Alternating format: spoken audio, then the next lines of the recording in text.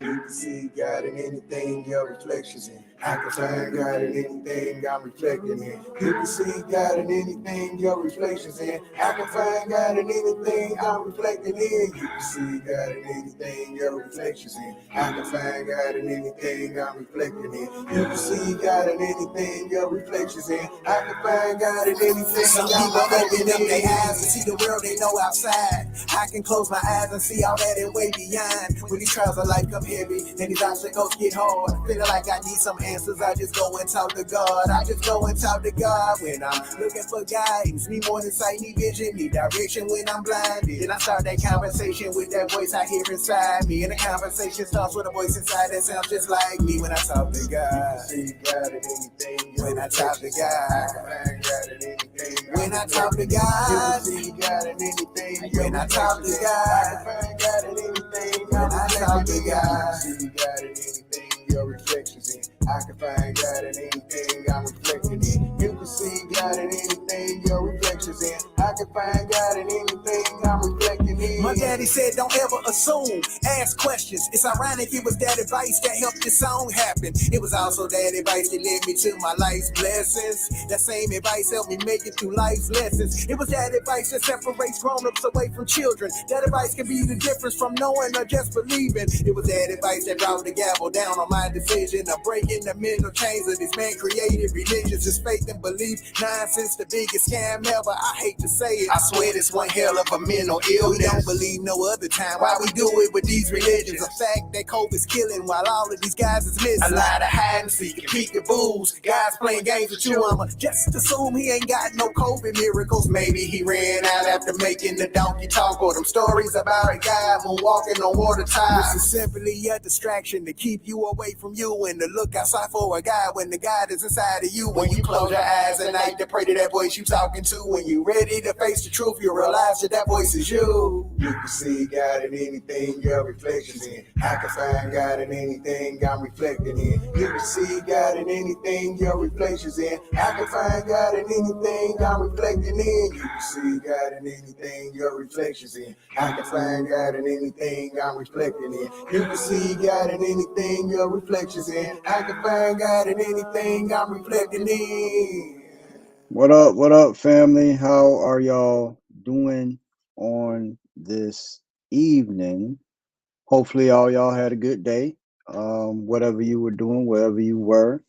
And welcome back for another installment of the show, The Voice of Eli. Now, on last night, we did have a little bit of a talk, and we talked about believers versus non believers, why all the fight. And what we are attempting to have a discussion on is how come the conversation can seemingly get a little mean or perhaps genuinely just straight up hostile at different times.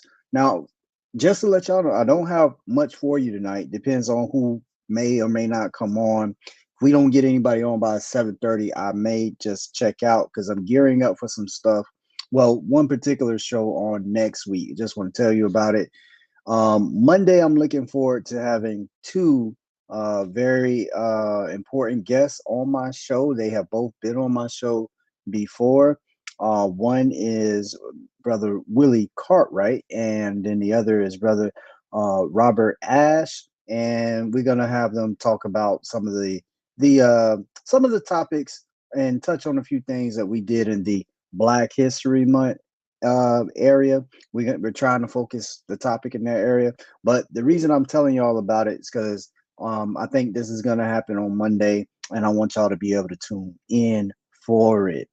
That being said, let's see who is in here. Melanated Greatness. Greetings from Jacksonville, Florida. I'm actually in Jacksonville. I don't know if I've seen you on here before, but hey, peace. What's up to you? What's up, Deshaun? What's up, brother Mo? All right, so I'm gonna read y'all something to just kind of get us talking just a little bit here. And I went out. Well, this was near the end of the last broadcast, and I want y'all to think about this and say this to. Maybe you can talk to your Christian friends about it if you have any. It's about what Dave Chappelle said. I think I need to actually share the screen. I'll share the screen so y'all can see. I'm reading this I'm reading this off of a rap lyric site. It was a song T.I. had with Dave Chappelle doing, you know, a little quick statement at the beginning right here at the beginning where it says, I'll look up there, it says, all my life, all I wanted to do was be great. Now that's speaking to him personally. Okay. If the stakes are everything, you will tell yourself anything you need to hear to survive. Think about what that means if the stakes are everything. In Christianity, that's exactly the environment that has been created. The stakes are everything. It's eternity. It's where you're going to be for eternity. It's how you're going to live your life. The stakes are literally everything in religion, and more specifically, Christianity. So he says, if the stakes are everything, you will tell yourself anything you need to hear to survive. Everything I say is the truth, and that's a lie. But that feeling that everything say, this is what I was going back to when I said the believers may not realize it, but you're coming off like a bigot because everything you guys say is true. And then even more so of an insult as to why you all say it's true. You say it's true because usually because the Bible tells me so. And if that be the case, if it's only true because the Bible tells you so, now we got to go and look at your witness, the Bible, and we have found many mistakes. But going back to this saying and why I think it relates so well, shout out to Bruce, the captain at Life After Religion, when he brought this to my attention. And then he says, everything I say is the truth. And that's a lie. Because, and then he says, and that's the motherfucking truth. It's true that everything it's not true, rather, that everything you say is true. But Christians, do you believe that everything you've been saying is true? If you're saying that, have you looked at evidence that goes in the other direction? Because that seems to be another issue that we find in our Christian communities. Number one is demonized to look at any information that is not going to support your current position.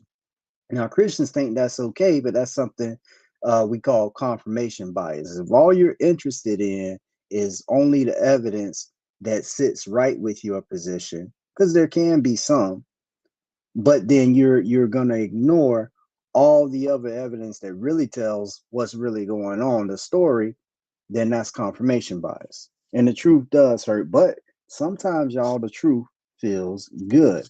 And depending on who it feels good to, every now and then we can tell who's gonna get upset. So just wanted to bring that thought out.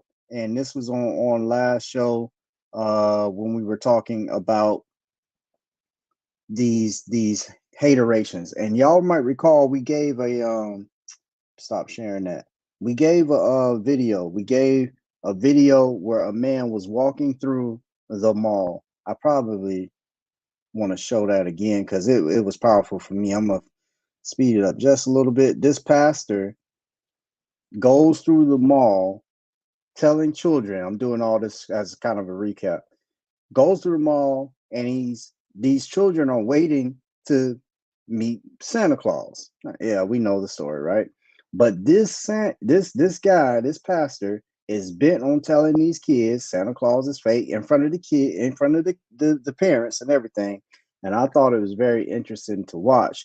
And then we also asked a friend, believer that was on the show, Richie, about why believe in this Christian God when the same reasons you don't believe in a Santa Claus could be the same reasons one ought not to believe in a Jesus. So what I'm gonna do, I'm gonna share that video so to remind y'all of what was happening there, and then I'll continue, and then we'll move on for that. But I do want y'all to see this video again. All right, here we go. 2016 years ago. So here we go. We're going to tell them Rewind Jesus that. died on the cross to pay for their sins. And Jesus was born in a manger 2016 years ago. So here we go. We're going to tell them the truth. Folks, my name is Pastor David. Kids, I wanted to tell you today that there is no such thing as Santa Claus. Santa Claus does not exist. The Christmas season is about Jesus. Jesus was born 2016 years ago. I want to say this. First of all, there are some Christians that would disagree with him that the Christmas season is not all about Jesus. And some that are into history will go even further about Saturnalia and how these pagan holidays existed before. But let's just listen to what the pastor is saying here. He's saying it's about Jesus and that Santa isn't real. To the Christians, you are told to go into all the world and preach the gospel to every creature. He that believeth and is baptized shall be saved. He that believeth not shall be damned. And you believe that because the book says it, it is your obligation. Like you're not doing your Christian duty. I know this is how I felt when I got serious about evangelism. You are not doing what you're supposed to be doing as a Christian if you're not actively trying to bring somebody to Christ. And this is also part of the conflict, part of the problem, because now we live in a day and age where the average person can fight back with knowledge. And like the video that Chief Collins shared with us, now the bully, which has been religion, the bully is now getting dealt with. Now, and the reason I put Christianity on the side of the bully, I'm talking in general. I'm not saying any one specific Christian and all of y'all are the devil out there. All right, let's finish the video before I get on my soapbox. He was born in a manger in a small town called Bethlehem. And that's the truth about Christmas. The man you're going to see today is just a man in a suit dressed up like Santa, but Santa does. He say the man you're going to see today is just a man in a suit. To the Christians, I'm going to ask you, first of all, you're not going to see nobody, but who are you giving credit to for your so-called answered prayers, your good bill of health, your maybe even the negative things? That who are you giving credit to for these things? Because we hear time and time again, won't he do it? We hear time and time again, I prayed about it and the Lord came through for me. We hear these things. So these are the type of things that non-believers like myself currently are trying to point out, that you don't have any evidence to stand on. Your emotions are not evidence. Let me continue with this video. Does not exist. Santa's not real. And parents, y'all need to stop lying to your children and telling them that Santa Claus is real when in fact he's not. Boom, right there. So they standing in line, they with their parents, and he tells them, oh, y'all need to stop telling your children. Now, to the Christians again, would you be Christian if you had grown up in the back areas of Australia? Probably not. Or would you be Christian if you were born in some of these Muslim dominated areas? Or would you be Christian if you were born in India? Would you be Christian if you were born in China? Probably not. You probably would not be Christian. And so the point there is, again, Christians, this is not something that I think is acceptable, because Christianity says it knows all the answers. Well, how did we get here? I don't think science has all the answers, but I think it can demonstrate some things that make more sense than God of the gap. See, Christians, you have to also realize this. This is another thing non-believers get very upset with the believers on, is the whole God of the gaps. Y'all like to say, oh, because since we don't know, then therefore God. that stunts investigation also. Let me try to finish. I know he keeps saying things that jog my mind here. When you substitute the lie of Santa Claus in the heart of your child for the truth of Jesus Christ, you are bearing false witness against God. Don't lie. He's saying that the spot that they would have in their heart believing in Santa Claus, right, is going to be taken up by is going to be taken up by Santa Claus, but that spot belongs to Jesus, the Jesus he's talking about.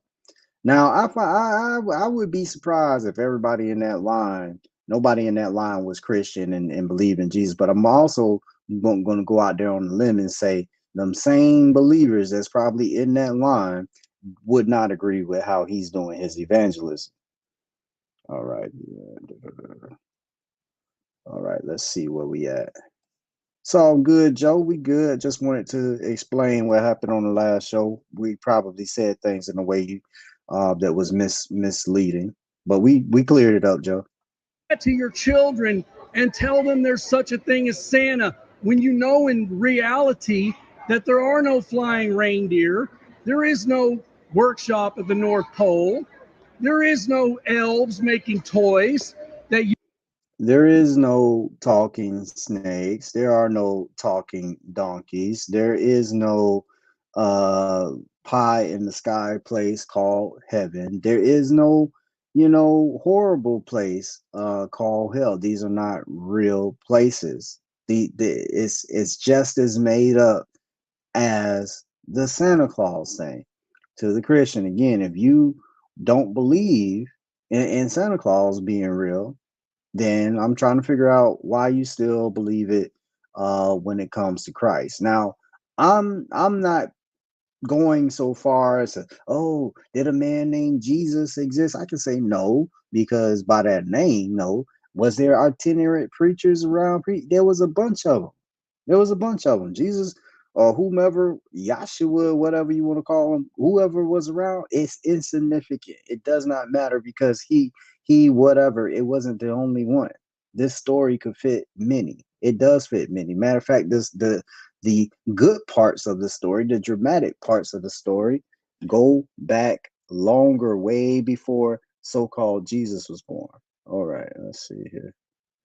All right. Finish the video, Taylor. Finish the video. You buy all the gifts and put them under the tree. That's all the truth. Oh, he exposed and it. there is no real Santa Claus. There is no. Just like he said, Santa, you buy all the gifts. Well, Christian, guess what? The doctors did the treatment. If you would have had surgery, them doctors went to training to learn how to do what they do, right?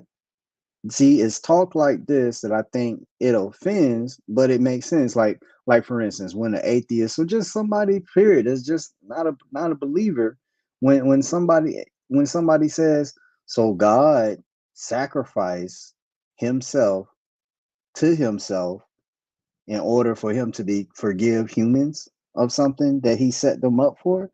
Now, that's essentially what really happened, but you don't like to hear it that way. It sounds offensive, but that is what really happened. All right, back to the video. No Santa. It is not your place to lie to your children. Tell them the truth about Jesus Christ.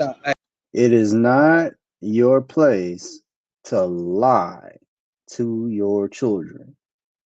I agree with that, but then he messes it up with the G. Why not just teach your kids how to ask questions and reason logically? I think that a believer would have to, you can't just teach their kids that and let the child grow up and make a decision using those tools of logic and reason. The reason I think that you can't just do that as a Christian parent is because they're going to look at your belief, your religion, and they're going to tell you it doesn't make any sense. Logic and reason does not work when it comes to these so-called matters of faith, especially the Christian faith. Tell them the truth about what Christmas is all about. that it's about Jesus Stop. and it's not about Santa Stop. Claus. It's There not is about no you Santa coming over here Claus. preaching what- There is no Santa Claus. It's about Jesus. Go. Tell them the truth. Go. Yes, we do tell them the truth. Now, go on. Sir, don't put your hands on Then me. go on. Quit Put your talking this hands- mess. You understand me? Keep Now your stop. hands to yourself. I got my kids over there. We don't need you coming over here blabbing whatever the hell you blabbing. I'm So telling go them the on. truth that there Go. is no Santa Now, Claus. go. You know I'm what not he leaving. blabbing? He blabbing Jesus. That's what he blabbing. I'm not leaving. You need to keep your hands to yourself, sir, and don't put your hands on people. That's Then don't assault. come over here talking your mess. And don't come over here and tell your children the truth that there is no Santa Claus. That's not your decision for me to tell my kids what's the truth and what's not. The truth is there is no Santa Claus. Okay. There is no Santa, and That's fine, and Christmas the is parents- about Jesus. And the parents are all right with that. The parents are all right with lying to their kids. Yeah. Not your decision to make. That's Boom. All right, I'm probably stop right there. Are the parents okay with lying to the kids? So to the Christians, y'all clearly see this is a one for one. This goes hand in hand. All right, let me check out some of the comments. I'm not holding y'all long today. Neo, I sent you the link. I emailed it to you. I try to put this stuff out early because when I get in crunch time like this, let me try to send it to you. Again, let me see, where is your, and maybe we can have some interaction. This is why I try to send it early, so I'm not doing this right here. Link.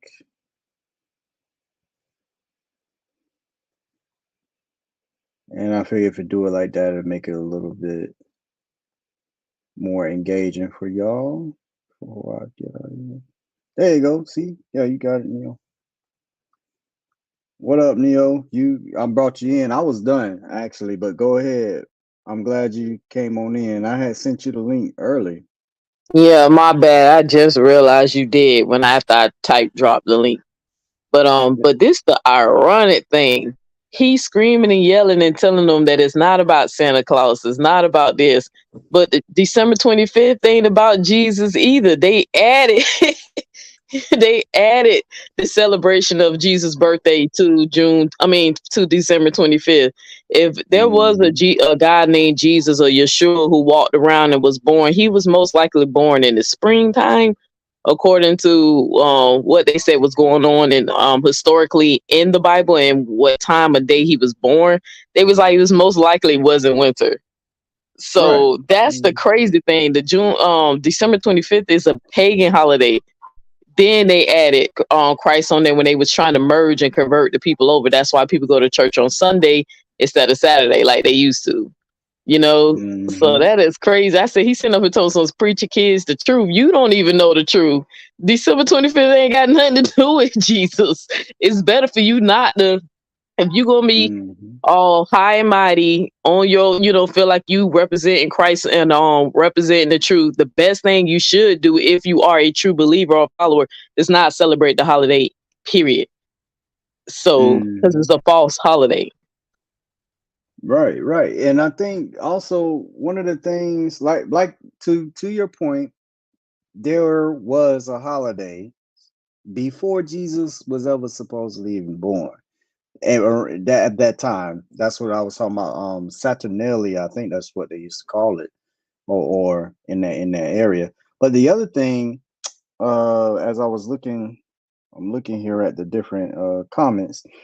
But the other thing that guy was so serious, wasn't he, about the things that are not real, and that he even went down the line about reindeer. There are no such thing as that. There aren't any elves, and there aren't any what is it? He doesn't live at the North Pole, and it was just fascinating to me listen to him say that with such conviction, while at the same time really believing in this Jesus story. So that really touches me and gets me a little bit in my place where I'm trying to show the believers why they sound the way that they sound. I think it may be hard to hear, maybe they won't see it, but I really feel like a sincere one can kind of step outside for a little bit and see Yeah. We do sound like we know everything, and like we got all the answers. Um, and they did give really bad arguments. But let me read some of the comments. Um, Texas Goddess said, so then tell them not to believe in the Jungle Book, the Little Mermaid, etc. It's okay for children to learn about fairy tales and to live in their imagination. Absolutely, imagination does bring us, things. Uh, Albert Einstein talks about imagination. Science deals in some of that when it comes to your hypothesis, but it's usually based off of what you've seen things do in the past. Um, so yeah, I think imagination is a big part of it. I wanted to say something to that Texas having to do with children learning. It's just that I think the whole Santa Claus thing is that for a period of time, people teach Santa Claus as being real to the kids. Like you want the kids to think that is real. Like it's one of those things in American culture. They want to pass it off as actual and factual. Um, and I think that's why he's out there feeling like he's gonna make some progress and telling them about Jesus Christ. But he's already started off on the wrong foot because whatever evidence he would need to give, he can't. He can only give the same evidence for the thing that he's proclaiming is a lie in that mall that day. What up, D? He says, what blows me away. Yeah, that's this person said. That's what I was saying. The uneducated educator says, what blows me away is his conviction that Santa Claus isn't real. Well, neither is his Jesus that he believes is real. And that's what was really getting me, is really blowing me away at the same time. Let me see. That's what I'm saying. Like, it's the arrogance for me. Like, you sitting up there ruining them people holidays, messing with them people kids. It's not like you was talking to a group of adults. It was children out there. You're gonna listening to what you were saying, and he is wrong. The 25th has nothing to do with Jesus Christ. That was later added. It's not even mentioned in the Bible. So how would he even use the Bible to teach the kids that December 25th or Christmas is about Christ when it's not even in the Bible itself? You get what I'm saying? Like, like Yeah, when people do stuff like that, do they actually do the historical research? And because I think it has something to do with the moon and the solar, the placement of the moon, and I think the god right. Martha, the infant god, it has something to do with Oh, another god, okay. a I thought god you were that's talking about the older than the winter story of solstice. Jesus. You said what happened? I thought you was talking about the winter solstice. Yeah, the winter solstice. What I said, the lunar. Yeah, the winter solstice. Right. But I think it it's the still 22nd. was. Yeah, It's that not whole thing. Jesus' birthday. You get what I'm saying? Right. There is Definitely. no dates in the Bible anyway. That's how nobody knows when someone was born, when it existed. There ain't even, it's not one date in the Bible, not one date. I'm not too familiar with the story of Christmas, but don't they have a guy back some guy back in history? I don't know who Saint Nick was, but I think that there was supposed to be some real guy Santa Claus is based on, you know. Not that Y- he flew through the air Yeah, or so nothing, but it was a guy. yeah, it was based off of a real life guy, like a real guy in the church, who catered to kids and looked out. That's why his name was Saint Nick. Chris Kringle, I think something like Yeah, that. The original something like name, that. something like that. But it was based off an actual real person. So, but I was gonna make a comment, then it slipped my mind. Oh, about the imagination thing, what Texas Goddess said about the imagination. One thing I realized with kids, you do have to let children be innocent and explore their world and their imagination, because we know that's where the most creativity come from. And every invention known to man, regardless if it's the slice of bread and the airplanes that's in the sky, it all started in someone's imagination first. It existed in an unseen world, a concept. in their mind. So when people kind of attack kids and their imagination and like, oh, tell them the truth. No, you need to let kids be able to explore their minds, critical things, so they can understand how things work. We know as they get older, that's when they're able to rationalize and, critical thing. Okay, this is real, this is not real, whatever. But we know most kids most parents who choose to tell their kids that Santa Claus give them gifts, they use it as a tool for help with them with good behavior. If you be good, you get presents. If you be bad, you get a clump on coal. You get what I'm saying? So they just using it as a tool. It's not like they actually have people sacrificing animals or sacrificing children to Santa Claus or praying to Santa Claus. It's just a tool to, for kids to, Well, I got behave. you here. Let me ask you this while I got you here.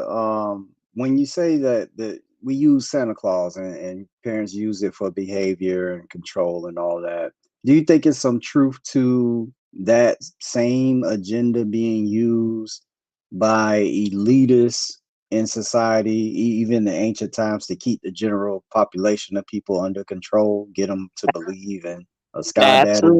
Absolutely, 100%. I believe that is exactly what religion is used for, and sometimes political moves too. They use that, but we know that people have a concept of believing in something higher than themselves, because we really don't know where we come from. Like when we were born, we come empty slates. Like only thing a baby knows how to do when it's born is to suckle. You get what I'm saying? So it's not like we have a knowledge of where we come from. That's why I always ask people, if you can't tell me where I was, then how you gonna tell me where I'm gonna go when I leave?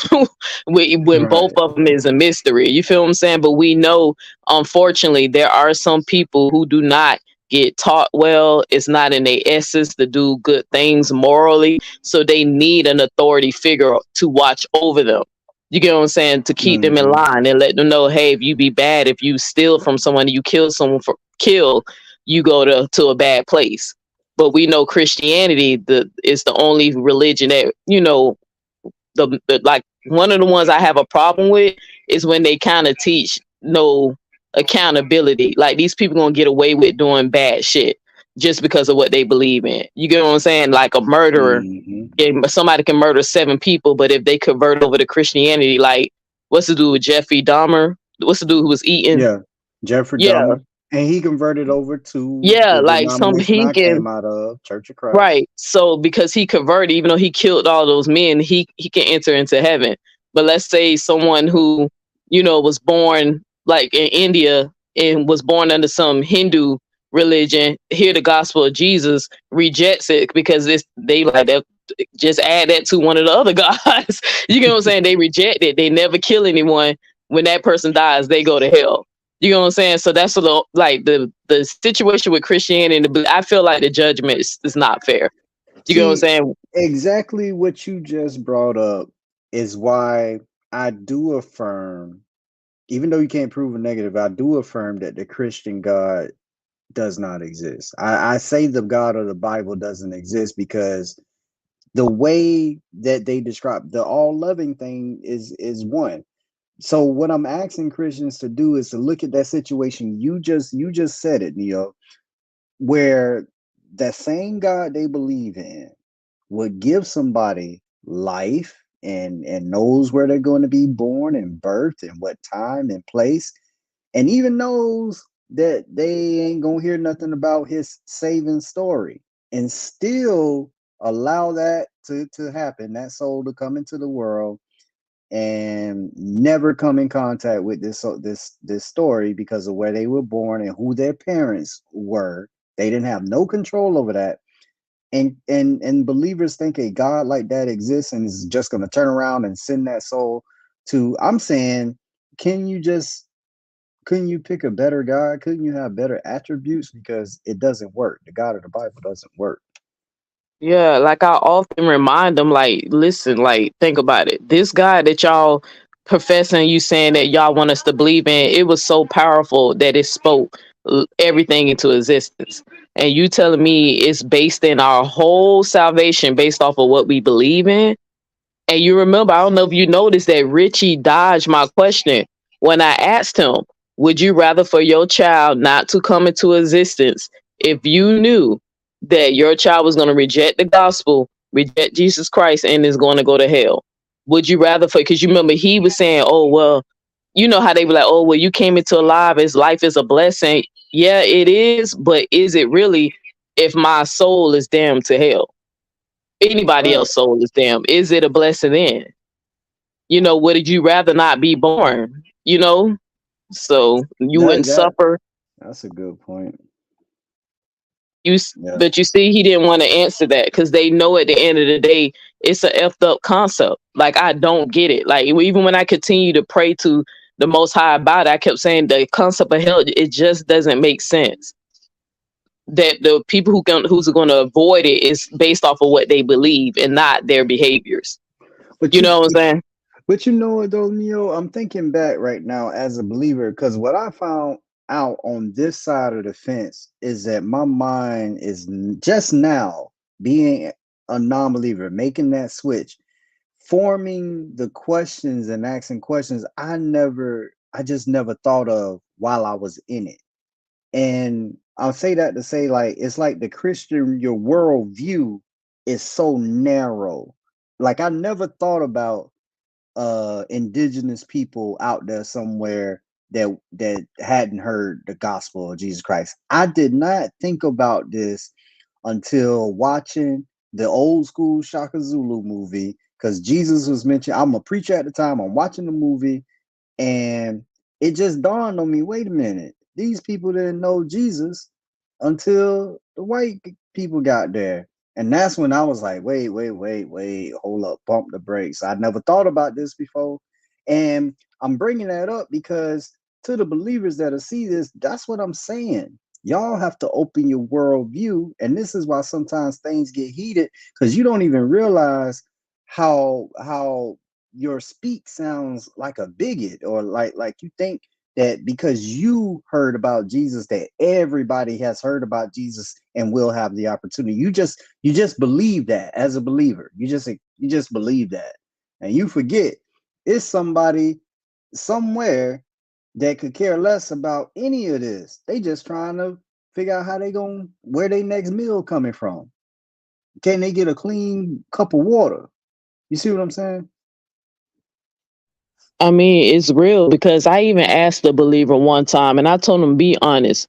If there was no concept of heaven and hell or no coercion in the Bible to believe in Jesus by putting the threat of heaven and hell in front of you, would y'all really worship and pray to the God of the Bible? Like, would you really? If you look at all the things that happened in the Old Testament, if the coercion wasn't there to believe in a hell or heaven, would you believe in that God? Would you say this God was good? Would you say it's just? Would you say it's fair? It's like they say these things because we know deep down inside they fear it. They fear this God. And the God I believe in, or a God or whatever, y'all know I don't see God as an angry person on the throne. It just doesn't make sense when I think about how powerful an entity has to be to create everything and speak things into existence, to create the sun, the moon, and the other planets. You know, even our damn consciousness or whatever that is, whatever that mysterious things that scientists still trying to figure out how our consciousness work. Do we go on to another realm after we die? You know, but I feel like it's just real. It's like a real torment, like hell in our mind for people who forced to believe in a God because they don't want to burn for eternity. Yeah, I mean, you're always constantly under suppressing, perhaps. I mean, maybe not everybody, but it seemed to me at times you're always trying to suppress what came natural, uh just being a human. And there's just so many things as human beings invent.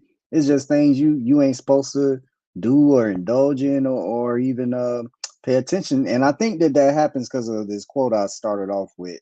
And while you here, I want to get your reaction to it, Neo. It was something that T.I. had a song called Seasons. And this is why I think Christians will do what they do when you consider the words that Dave Chappelle had said in this particular song. He said it at the beginning. It says, all my life, all I wanted to do was be great. It says, if the stakes are everything, you will tell yourself anything you need to hear to survive. Everything I say is the truth, and that's a lie. And that's the motherfucking truth. Now, I'm gonna share it just so you can see it. I was reading it off of a lyrics website I found real quick, because to me, the stakes are everything for a Christian, at least in their mind. The stakes are everything because of what you just said, Neo. They have been made afraid. Like Bishop is here, and I did a video a while back talking about evangelism in the Church of Christ, and basically we were told you got to get them lost before you can get them saved. You have to have people feel guilty and bad about themselves in order for you to do evangelism. So I know I brought up, the little quote there, and what I just said, but how do you feel about what Dave Chappelle said there, Neo? Right. Can you see my avatar? Can you read what it says? The Assassin's Creed logo. Can you see it? Let me make it I'll make it bigger. Hold on one second. You know, I was sharing the screen. I'm gonna just try to have it be on you. Let me see. No, I just want to see if you can read it before. It says nothing is true. Everything is permitted. Okay. So it's like the same concept that we kind of like entertain in different philosophies. Like I got that from a video game, that my avatar is a video game called Assassin's Creed, and you heard him say nothing is true, but everything is permitted. You get what I'm saying? Like it's the same thing, like what Dave Chappelle was saying. That at the end of the day, we only believe in what we convinced of. We only can, critical think so far. People are going to be biased. They're going to be indoctrinated. Our minds are designed to be easily influenced for those who keep saying we have free will, which you don't. Because drink some alcohol, all that free will goes right out the door. Take some drugs, it's going to impair your mind. So it's for some reason our brain, that what holds our consciousness, is just easily fragile. So when it comes down to what we believe in, what we deem is true, and whatever, because I know you like one of you got a saying, truth is my only religion. And the day I played that video, I kind of was trying to, encourage people to remind them the truth is only going to be based off how much facts you know. And what can be true today can be a lie tomorrow. People do change their mind. So there's a difference between truth and facts. So we just try to be a little open-minded. So when people say the Bible is the truth, when we present more facts to them that says otherwise, I think, I just wish they would be humble a little bit and just do the investigation themselves, instead of just saying that we just want to be bad people, we just hate God and all that type of stuff. Absolutely. And now when they say that, I always like to go to Jeremiah, because the Bible tells you can't know the heart of a man. Only God. That's reserved for God. But then you find them telling us why we did certain things. Like people tell me all the time, I left the church because something hurt me, or somebody was mean to me, or whatever. And that just, it's laughable to me, because being a preacher in the church I was in, that's the last. If you're bothered by people in that regard, you'd never last. You'd never even attain to that level. So yeah, man, it does get very, very subjective. Last thing I want to talk about is imagination. Neo, I want to bring up something about imagination. A while back, I gave this illustration. As a little boy, we used to play with like action figures and stuff, like back when He-Man and G.I. Joe and stuff was out. And I remember used to be playing with my cousins, and if you had a guy and you like, pew, I shot you, and then the other guy, your cousin be like, oh no you didn't, or I'm bulletproof or something. Oh well, I had armor piercing bullets I shot you with. oh well, this bulletproof vest that I got, and then you keep coming up with things in your imagination to try to be one up on the other side, or why they can't get you. To me, I know that was a simple thing, and I know some of the guys out there can probably relate, think back to when you was a boy.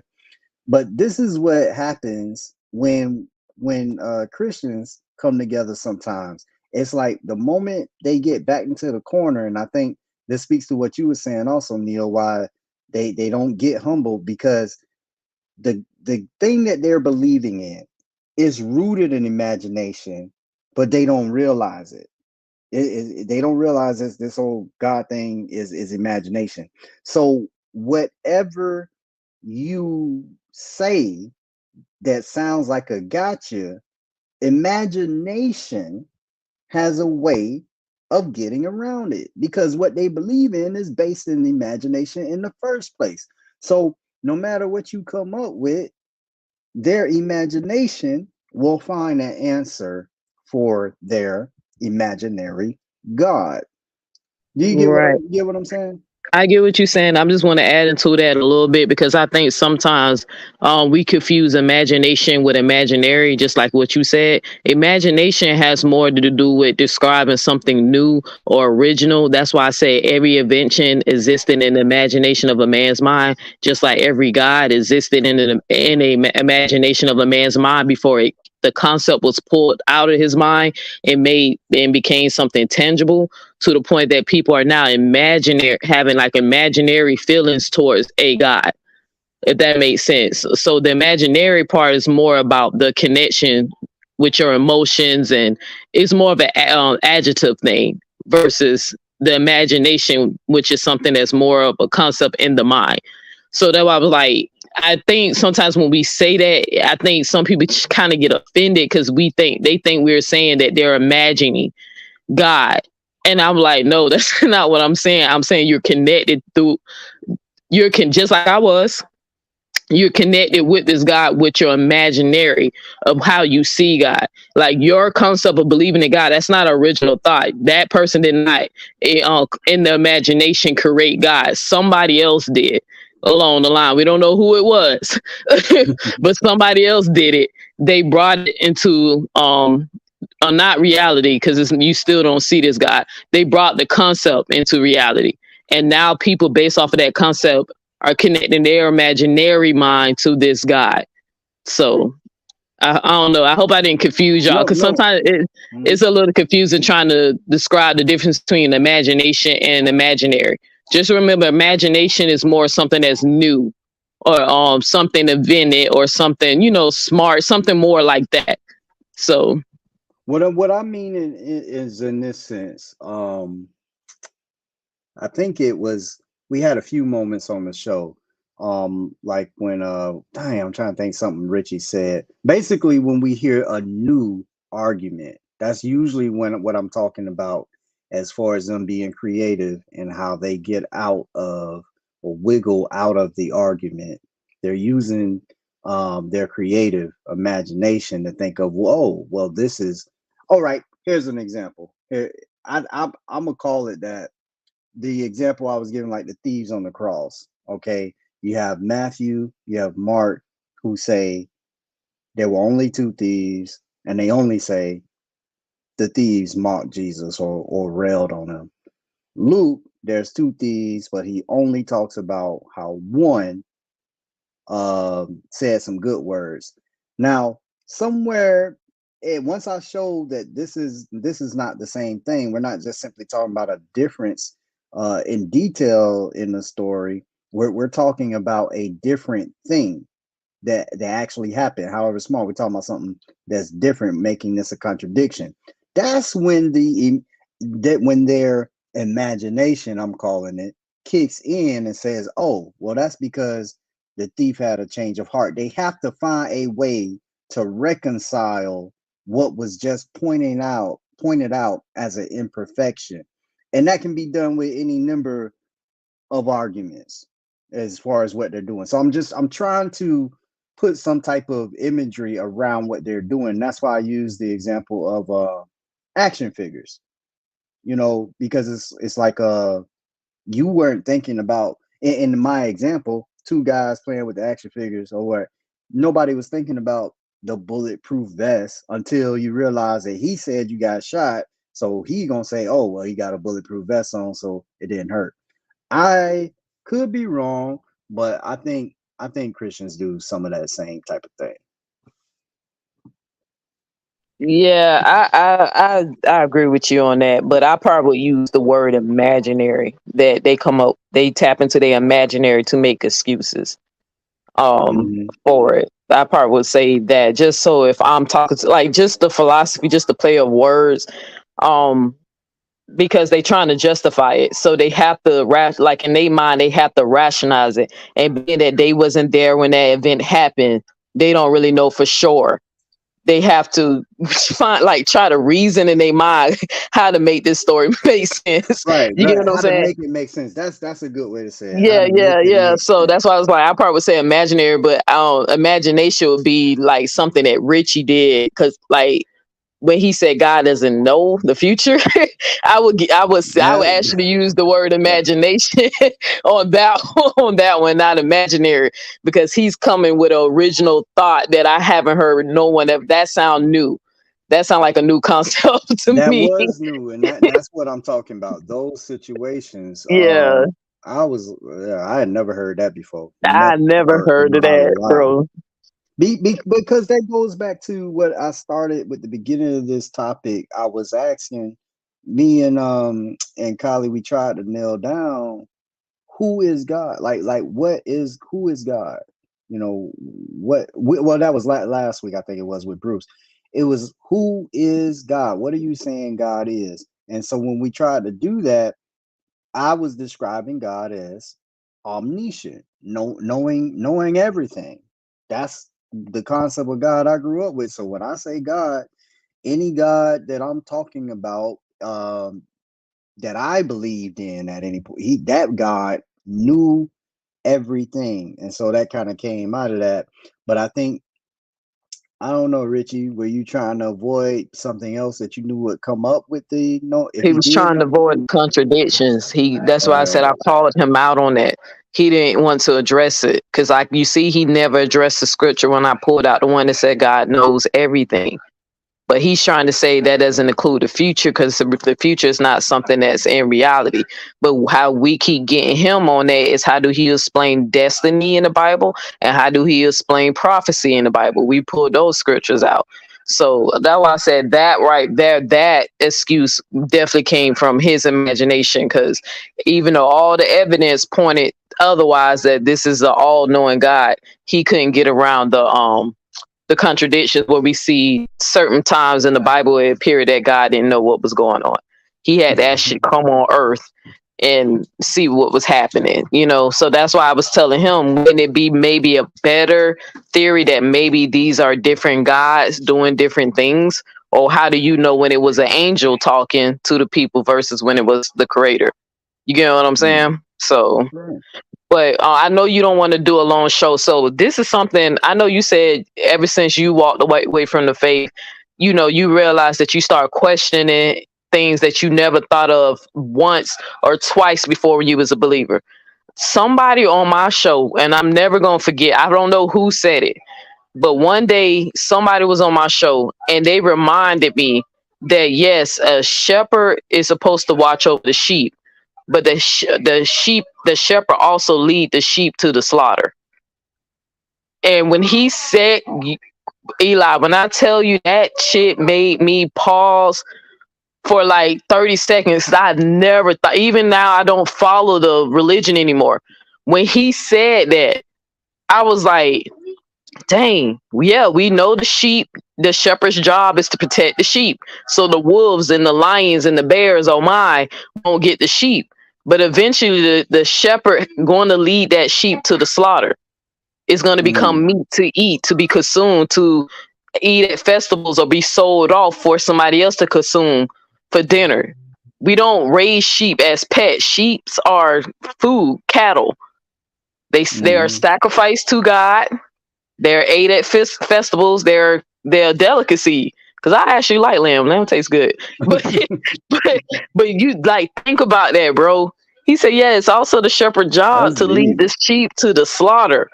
I said, oh God. So like that shit had me kind of Yeah, like, because you see in the Bible is a lot of scary stuff that went down in the Old Testament. So do you want to be that's sheep? deep. like, And that's how like, that's how you're, called.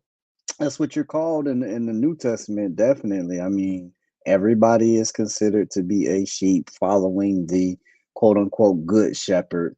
But you're right. In the end, that same shepherd, I guess, gonna send people to hell. you see what Texas Goddard said, protect then slaughter. Like if you actually think about what the shepherd does, that Yeah, I was like, dang, I don't that is deep because that's exactly what's going down. Dang. And that's it's a few things that, yeah, let's talk, if you don't mind. Maybe there's something else that you thought of later on, or something else that blew your mind, because you never know, some of these same things you're saying, they might sound simple to us or simple to you, but somebody listening that might do the same thing. I'm sorry, But I had go to step. there.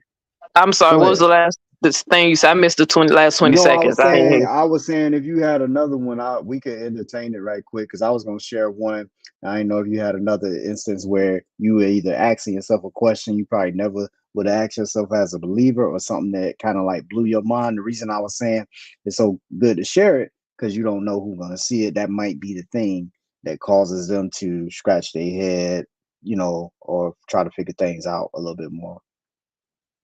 One thing I made me scratch my head one time when I was thinking about the curse of Eve, when it says that part of her curse was she was gonna her labor pains were gonna increase because of what she did. So that's why women supposedly suffer because of childbirth. But one day when I was just being Neo X doing my nerd thing, I realized that all mammals suffer in childbirth. Mm, Mammals.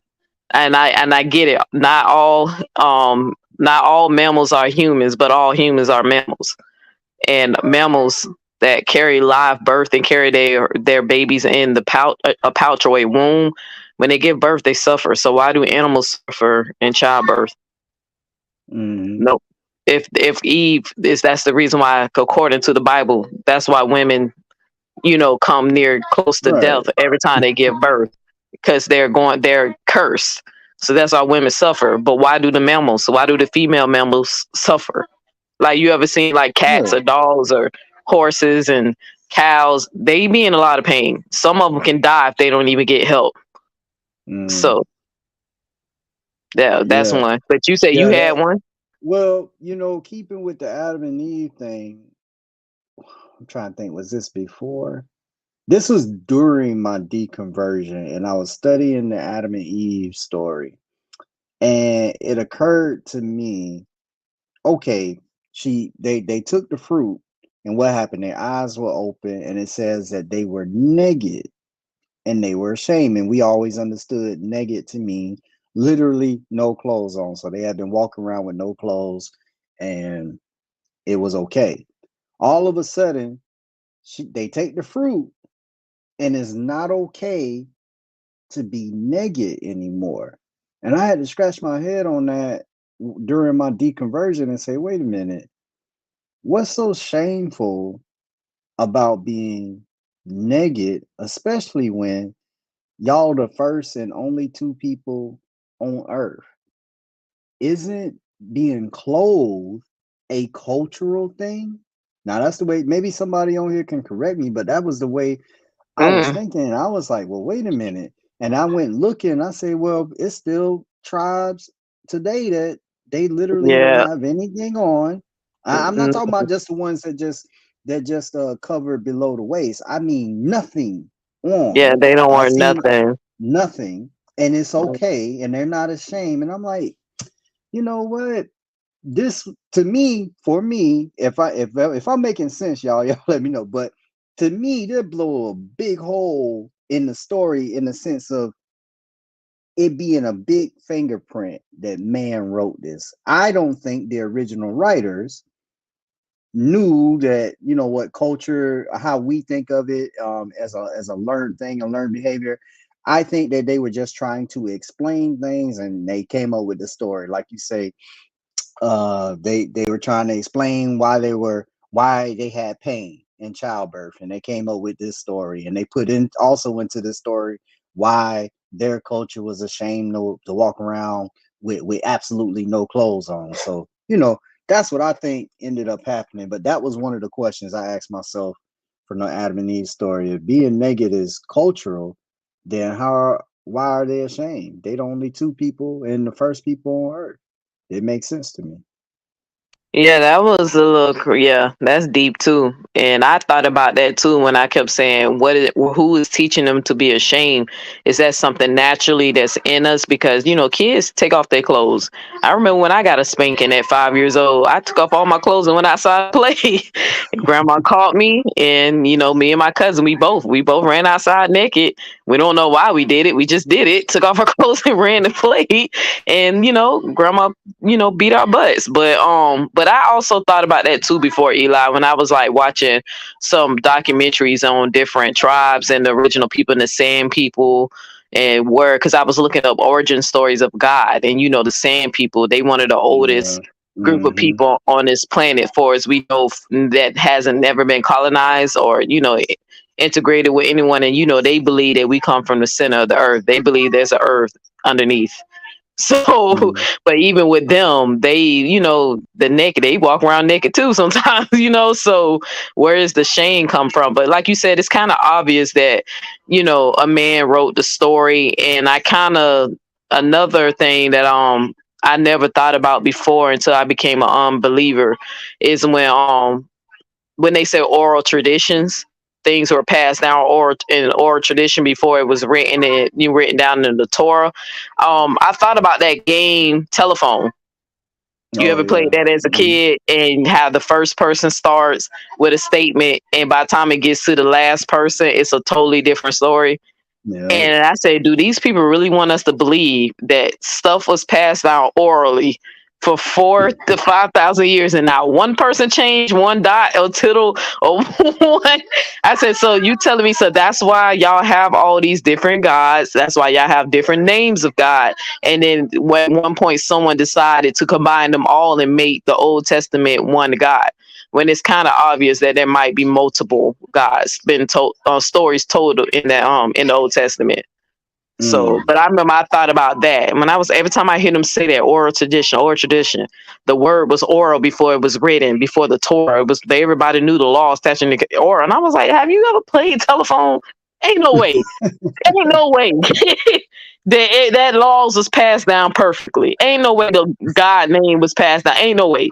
That's why y'all ain't got no dates in the Bible. That's why y'all don't know the name of the Pharaoh during the Israelite expedition. You'll think somebody would have wrote his damn name down. They just know his name was That Pharaoh. that was something right there. Just never even paid much attention to, but you definitely making sense. I want to bring up one more, only because you said about them passing the story down. That was something that, as a believer, Neo, for real, as a believer, you just kind of, at least I did, I trusted God to make sure their memory was gonna be was right. So like you couldn't tell me they didn't get it right because God was somehow supervising, you know, the process of the scriptures and everything. So that that was, you know, how I saw it. But this is the one I want to bring up, and then I'm gonna cut out for the night, y'all. And I brought it up on the show before. When Luke gives his Garden of Gethsemane story, y'all, that was something that never crossed my mind. So Luke tells us, for those that don't know, Luke tells us in the beginning of the book, if it is a real Luke, but this person says at the beginning of the book, they did an investigation, and there were other people writing about the so-called Christ, right? So number one, they didn't get it from some divine revelation. They did an investigate. They talked to some people. Number two, Luke was not one of the 12, for the believers that don't know. He wasn't here around when Jesus was around and all that. He was not contemporary with Jesus. Okay, Jesus had undone his thing supposedly before Luke was ever born. All right. So Luke says, y'all, Jesus and Peter, James, and John went out after the Lord's Supper. Peter, James, and John stay in one place. It says Jesus goes about a stone's throw away and starts praying. And while he's praying, he ends up sweating blood. Now, I preached a sermon called The Gospel in 3D. And I was talking about this same stuff and him sweating blood. And it never crossed my mind to ask the question, who told Luke? Who told Luke what Jesus said in his prayer? Who told Luke that he was sweating blood? Because the only 3 guys that was around fell asleep, according to the gospel writers. That was a question, y'all. That's it right there. As a believer, I never asked myself that question. Who gave Luke that information? Man, I just realized I forgot that Luke wasn't even one of the 12 disciples. I used to know the names, but dang, I forgot that he wasn't one of the 12 disciples. Nope. Yeah, that's a good point, and it's showing that it's a story the way it's written. You get what I'm saying? Like, or Yeah. then he did this, and then he did this, and then they went over there, and then like, how would you know? The oral tradition. You know what I'm saying? Someone told the story and passed it down, and so you think nothing got changed? You get what I'm saying? And even with the story of the adulterer woman, you know how that blew my mind when I did my own investigation and found out that story is not even in the oldest Bible. That What happened verse, to you? Yeah, that was a good one for me too. What happened to you? right? So like, I was like, bro, and then I don't know. And then the story about Jesus being so afraid that he sweated blood, but then I was taught that Jesus is God. What is he afraid of? But then y'all condemn me and tell me it's a sin if I fear. Because you know some people teach that if you're afraid or if you fear something, that's a sin. But I'm like, well, you know, Jesus sweated blood. Oh, he was just showing us how it is to be human. Oh, we know how it is to be human. We're human. You know what I'm saying? We didn't need Jesus to show us how to be human. We are human. Like we Like something else. Like we we ain't needed gonna know Jesus what to it's show like. us that he is superhuman, that he's the savior, he's the Christ, he's God. We needed him to show us that, not that he was human. That didn't make sense to me. And But he I used had to been always, saying he gonna die. He called Peter. He said, "Get behind me, Satan." When Peter said, "No, you ain't gonna die," and then he go to the garden and pray that he don't die. all I know, according to whatever gospel you read, one of them said that Jesus asked the cup to be even taken from him. He didn't even want to die. So, but he That's was God. So shouldn't he know that he had to die? You know what I'm that's what saying? I'm saying. He So knew that. Of course, well, maybe Richie would say he didn't know the future. I don't know. Maybe he didn't know. I don't know. I don't know. It just at the end of the day, like I told him, I don't know. I can't give these people an alternative God to believe in. I don't know because at the end of the day, I don't see where one benefits believing in certain God benefits one of another. Because to me, it seems like they're all functioning the same. People are getting the same results. That's why you still have people believing in other gods. You know, Islam is like the number 2 largest religion, and they're not praying to Jesus. You get what I'm saying? And then what's the next religion after that? Hinduism. Hindu. Yeah. So and and so on. Even though honestly, I think African religion might be bigger than all of that, but that's a whole nother topic. But folk religion. But like I said, I can't tell these people what to believe. There's 200 different denominations. I can't even tell you how many different versions of the Bible. Everybody claiming to be God's word. Everyone's hearing different prophecies. Everybody's having different near-death experiences when they die. Some people see their ancestors. Some people go to hell. Some people go to heaven. So I really don't know. I just told people only thing it seems like we do have access to is our consciousness. We do have access to reason and rationalize. So I say trust in your destiny, your purpose, and if you're open-minded to questioning these things, don't think that there's a consequence for you trying to go better yourself and to seek more knowledge. Because even the Bible say something like, my people perish from the lack of knowledge. And then the Bible also say, those who worship me must worship me in spirit and truth. You get what I'm saying? So what is truth? Because like I tell believers all the time, I prayed for truth and I got taken out of the church. So I don't know which God answered. My heart was sincere. When I was a Christian, I was very sincere, but I had to be honest that I was coerced to believing into the gospel. I didn't want to go to hell. So of course, as a child, when I first heard the gospel, I believed in it. And then as an adult, when I was dealing with psychosis, the threat of hell came up again. And of course, I believed it in again, because who would choose hell if they actually believe it's real? So I just had to keep it real that I can't say the love of God showered over me and I accepted the gospel. No, I was scared. It was always fear. I didn't want to go to hell. So I prayed for the truth. I didn't want to get taken out of the church. But that's what happened. So which God answered, I don't know. But like I told him, I don't know what God to give them, but just studying philosophy, just watching human observation, just seeing what some of the greater minds, like, Albert Einstein, they believe in the creator God, but they just don't believe it's a God like us with our morals and our principles and our concept. They just believe that this thing, whatever this creator is, a creation, that's all it knows how to do is create. It doesn't have any concept of right and wrong. Those are concepts within ourselves. But this creation is, God is the creator in the creation, experiencing itself at the same time.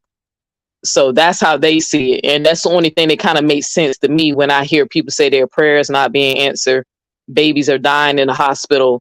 But the Bible say people die because of sin, but babies can't sin. They can't even comprehend the law, statutes, and commandments. So a baby that lived to be 1 minute before it died, why did that baby die? It didn't even hear the law, statutes, and commandments. You get what I'm saying? Right. So it's just those things. Like I said, the God of the Bible is just too human. If it's that powerful, it invented the moon, the stars, the planet, the fungi, the mushrooms, the bacteria. Just really, if you just really think of stuff, and even the little tiny little bacteria, those things have consciousness, bro. But this God is concerned about who's masturbating, what kind of food you're eating. You get what I'm saying? Are you eating pork, shellfish, or are you eating the sirloin? You know what I'm saying? Like, come on, y'all really think. Look what we do as humans. All we do is create, evolve and create. Animals evolve. Why the Bible don't talk about evolution? Why do animals evolve? Where the hell the dinosaurs went? Because God said it, and they appeared, and there's no such thing as evolution. And I think the what you were talking about earlier about what we do as mammals and how we cling to the parent and how we take so much care, I didn't really learn why some of that was until I got brave enough to look into evolution.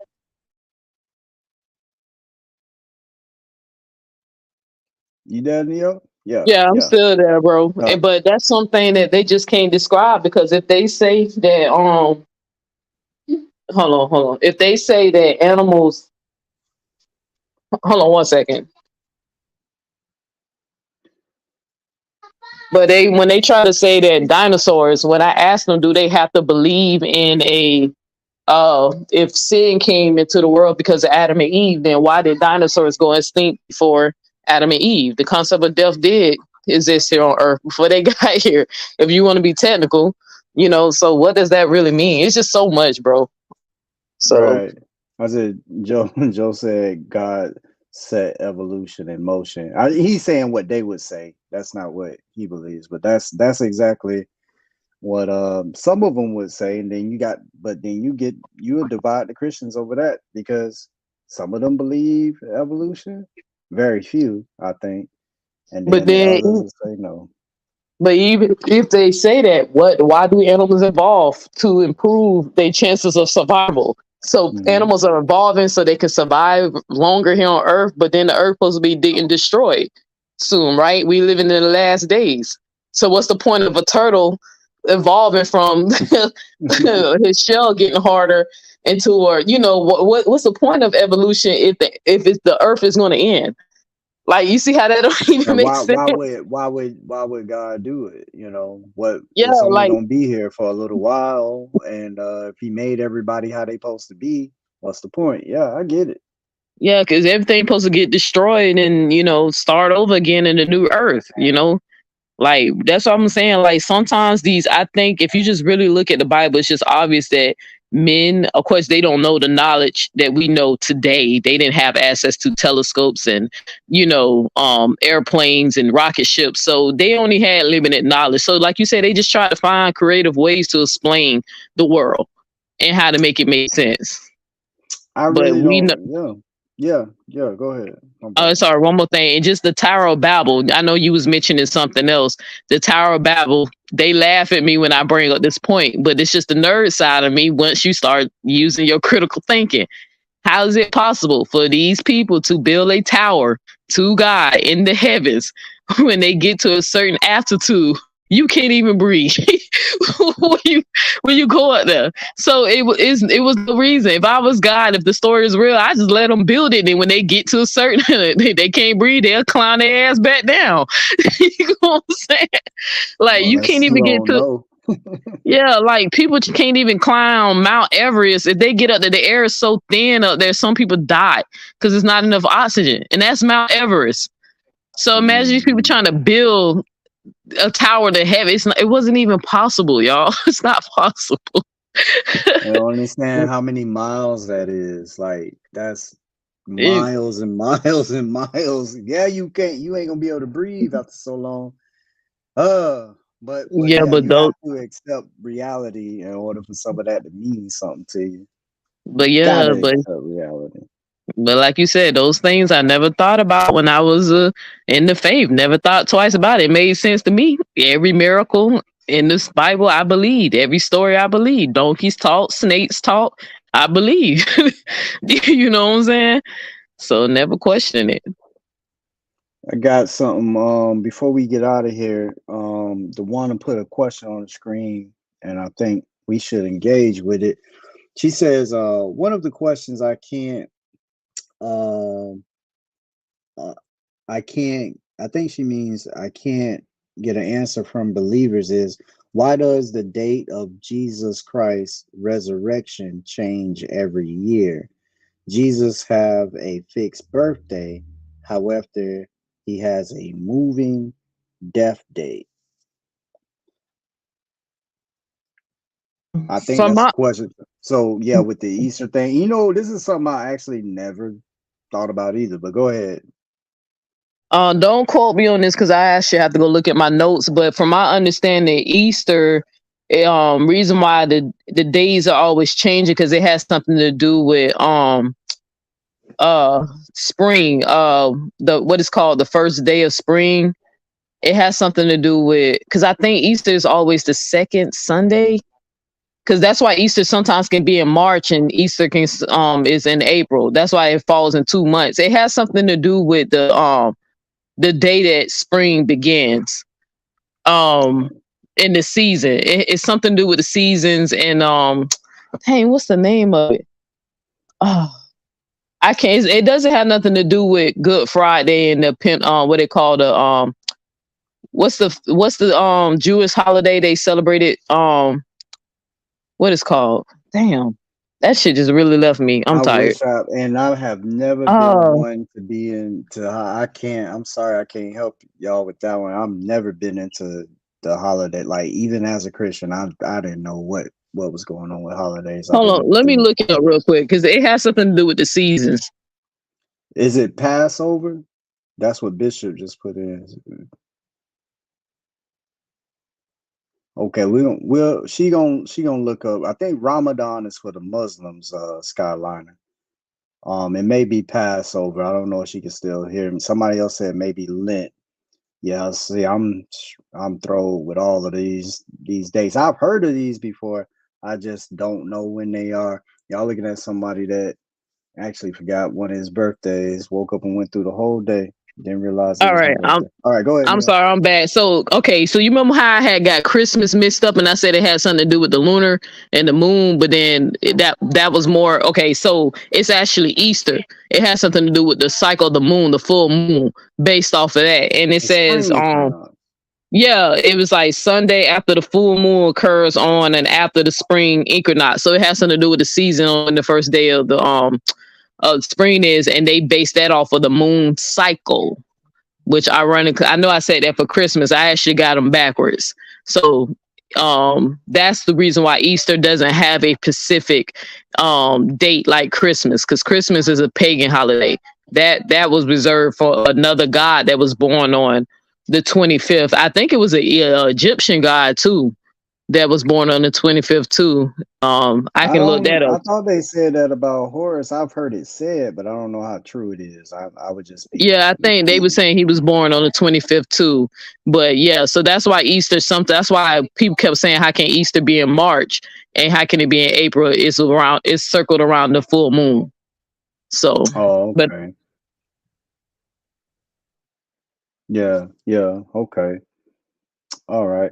Well, if that is all, Neil, I'm gonna let you have some final words. I was gonna yeah, I'm debating on Thursday, y'all. I guess I'm gonna come back and do Thursday, but I'm looking forward to my show on Monday. Having two guys come on here and give us a topic that they may be on both different sides of the fence. So that trying to get Mr. Willie Cartwright and Robert Ash to come in here and talk to us. Neo, you want to close us out, and then I'm dang, gonna take it.